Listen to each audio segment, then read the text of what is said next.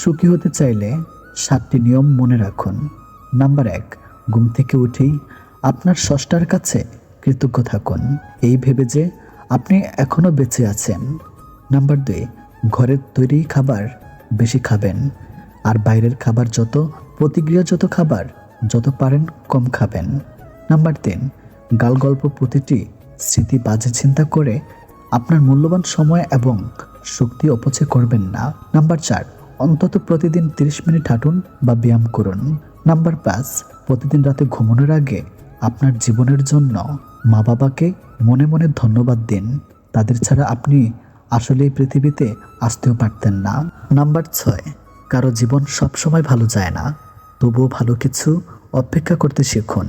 এই খারাপ সময় আপনাকে একদিন সুন্দর সময়ের কাছে পৌঁছে দেবে।